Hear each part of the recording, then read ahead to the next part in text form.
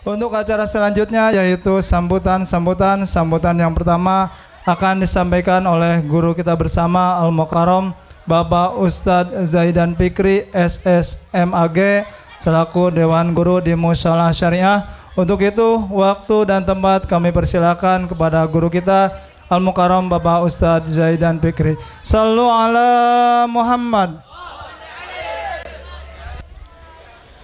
Bismillahirrahmanirrahim. Assalamualaikum warahmatullahi wabarakatuh. Alhamdulillah, wassalatu wassalamu ala rasulillah Sayyidina Muhammad ibn Abdillah wa ala alihi wa sahbihi wa man walah, wa la hawla wa la quwata illa billah. Asyhadu an la ilaha illallah wahdahu la syarikalah wa asyhadu anna sayyidana Muhammadan abduhu wa rasuluhu la nabiyya ba'dah. Allahumma salli wa sallim wa barik ala sayyidina wa habibina wa syafi'ina wa maulana Muhammadin wa ala alihi wa sahbihi ajma'in, amma ba'd. Faqad qala Allah ta'ala fi kitabihil karim wa huwa asdaqul qailin. A'udzu billahi minasyaitonir rajim. Bismillahirrahmanirrahim. Subhanalladzi asra bi'abdihi lailam minal masjidil harami ilal masjidil aqsa alladzi barakna haulahu linuriyahu min ayatina innahu huwas sami'ul basir. Wa qala aydan wasta'inu bis sabri was shalah wa innaha lakabiratun illa 'alal khashi'in. Wa qala an-nabiy sallallahu alaihi wasallam awwalu ma yuhasabu bihil 'abdu yaumal qiyamah as-shalah. Sadaqallahul azim wa balagha rasuluhun nabiyul habibul karim wa nahnu ala dzalika minasyahidina wasyakirin walhamdulillahi rabbil alamin. Hadratul mukarramun asatizat, para kiai, para ustadz, habaib yang telah hadir di tempat yang mulia ini, terutama kami absen ada guru kita Bapak Ustadz Muhammad Nahrawi, guru kita juga Bapak Ustadz Haji Lutfi Mutawali SAG, ada guru kita Bapak Ustadz Haryanto SAG, dan tentunya yang sedang dalam perjalanan yaitu guru kita Al-Habib Muhammad bin Salim Al-Atos, yang mudah-mudahan Allah lancarkan perjalanannya sampai di tempat kita di sini dan tentunya akan memberikan ilmu yang manfaat untuk kita semua. Amin ya rabbal alamin. Tentunya hadirin hadirat jamaah Isra dan peringatan Isra dan Mi'rajnya Nabi Muhammad sallallahu alaihi wasallam Mushola Asy-Syariah, dan juga yang saya tidak lupa hormati segenap DKM dan sekaligus panitia Isra dan Mi'rajnya Nabi Muhammad sallallahu alaihi wasallam. Selamat datang, ahlan wa sahlan kepada guru kita Bapak Ustadz Musonif SAG. Silakan Ustadz, mangga. Alhamdulillah guru kita lengkap hadir semua. Alhamdulillah. Bapak Ibu jamaah rahimakumullah, peristiwa Isra dan Mi'raj itu adalah peristiwa yang sangat irasional. Maksudnya apa? Peristiwa ini peristiwa yang gak masuk akal, yang gak rasional, peristiwa yang gak logis. Bagaimana mungkin bisa masuk akal? Karena memang akal manusia itu terbatas. Perjalanan Nabi dalam peristiwa Isra-nya saja dari Masjidil Haram ke Masjidil Aqsa itu kurang lebih 1.500 tahun. 1.500 kilometer jarak antara Mekah, Masjidil Haram dengan Masjidil Aqsa yang ada di Palestina. Itu baru Isra. Saat itu kendaraan paling cepat itu onta. Jadi pakai akal manusia nggak mungkin manusia bisa mempercayai hal ini tanpa keimanan kita kepada Allah Subhanahu wa ta'ala. Itu baru jarak dari Mekah ke Palestina, Masjidil Haram, Masjidil Aqsa. Belum lagi dari Baitul Maqdis atau Masjidil Aqsa sampai ke langit ketujuh, Sidratul Muntaha. Jangankan langit, matahari yang adanya di bawah langit, sinar matahari sampai ke bumi itu membutuhkan waktu selama 8 tahun perjalanan. Jadi kalau besok kita lihat matahari, itu cahaya matahari, itu matahari 8 tahun yang lalu. Saking jauhnya itu baru belum lagi langit pertama, langit kedua sampai ketujuh sampai Sidratul Muntaha. Maka sangat tidak rasional, enggak logis perjalanan ini kalau kita hanya mencerna lewat akal kita sebagai manusia biasa, kecuali kita memahami hal ini dengan keimanan kita kepada Allah Subhanahu wa ta'ala. Yang kedua, hasil akhir daripada perjalanan Isra dan Mi'raj itu adalah perintah sholat 5 waktu. Ending perjalanan Rasul adalah perintah sholat 5 waktu. Yang tadinya 50 waktu. Ini sambil nunggu Habib kan ya? Iya. Habis ini sambutan siapa lagi? Eko doang. Habibnya udah deket belum? Iya. Iya, baik. Sedikit saya kasih bocoran, Bu.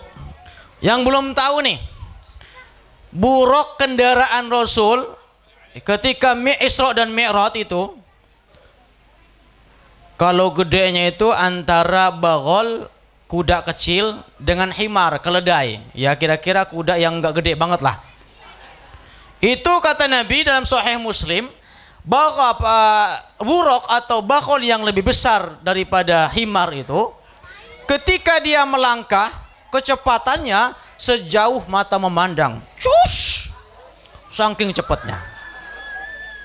Nah, langsung ke Mi'raj, ketika Rasul menembus langit pertama, buka pintu Jibril, Assalamualaikum, waalaikumsalam, dibukakan pintu pertama langit, itu ternyata yang menyambut Nabi dan Jibril adalah Nabi Adam alaihis salam.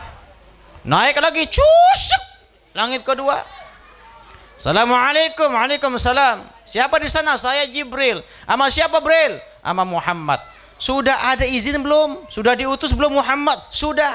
Maka dibukakan pintu langit kedua. Ternyata yang menyambut Rasulullah dalam perjalanan Mi'raj adalah Nabi Isa dan Nabi Yahya alaihi wassalam. Cus! Sampai langit ketiga. Jibril ngetok pintu. Assalamualaikum, waalaikumsalam. Siapa di sana?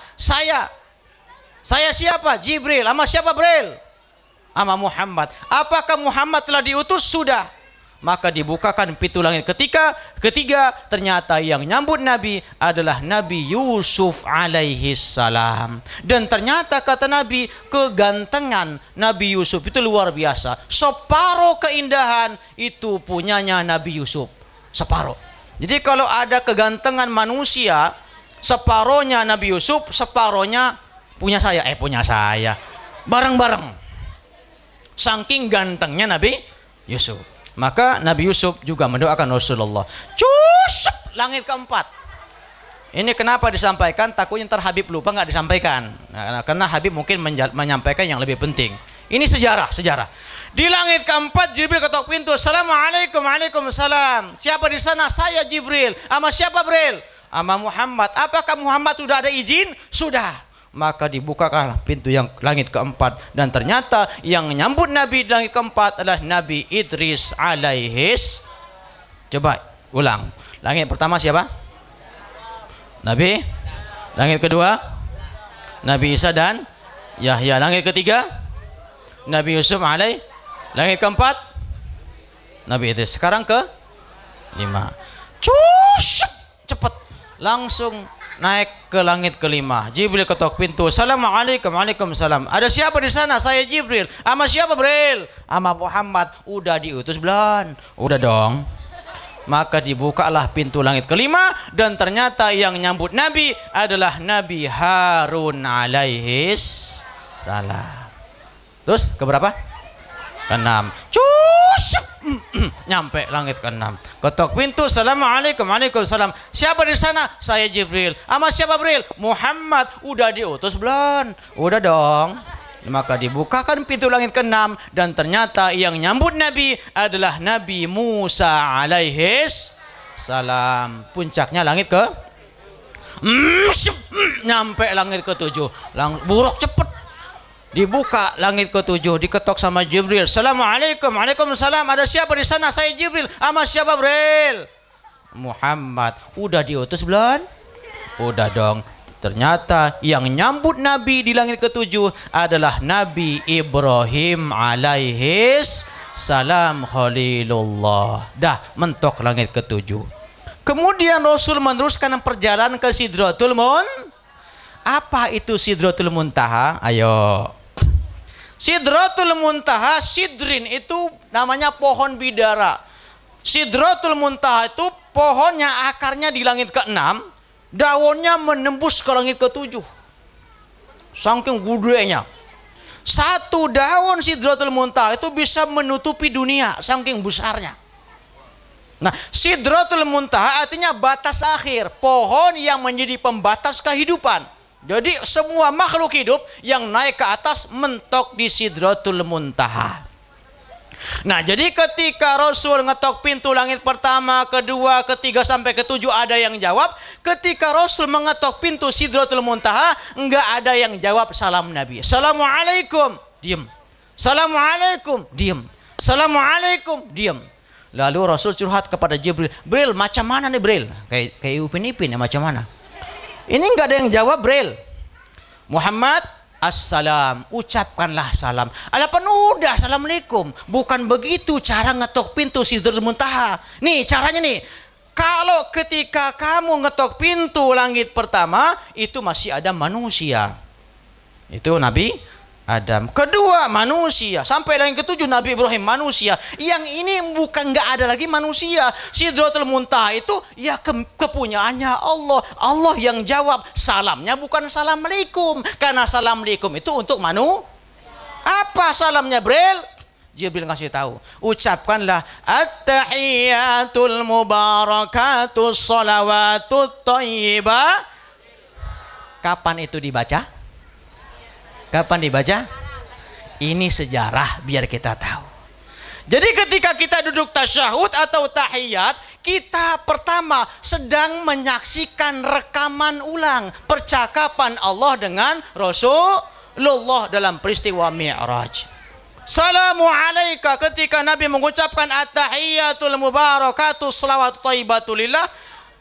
At-tahiyat, penghormatan, mubarak, keberkahan, kebahagiaan dan kebaikan lillah, semuanya milik Allah. Itu salamnya Nabi ketika ngetuk pintu Sidratul Muntaha. Barulah ada jawaban dari Allah. Apa kata Allah? Assalamu alayka ayyuhan nabiyyu wa rahmatullahi wa barakatuh. Allah mengucapkan salam kepada Rasul. Selamat, salam sejahtera untuk pribadimu wahai Nabi. Dan Nabi menjawab, Assalamu alaina wa ala ibadillahis.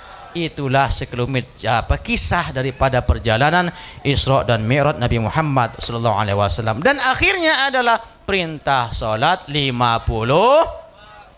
Kemudian Nabi Muhammad turun ke langit, persis di langit ke-6 ketemu Nabi Musa. Muhammad, apa yang diperintahkan Tuhanmu kepada umatmu? Sholat. Nabi Musa, berapa waktu? 50. Ala buset dah. Muhammad, sholat 50 waktu buat umatmu yang kecil-kecil, kuntet dan gede ambok. Itu mual bakal kuat. Sono balik mani nang kono, minta negosiasi kepada Tuhanmu agar dikasih diskon. Maka Rasul ngikutin saran Nabi Musa, dan betul ternyata Allah berikan keringanan dengan separuhnya. Balik lagi ke langit ke-6. Apa kata Nabi Musa?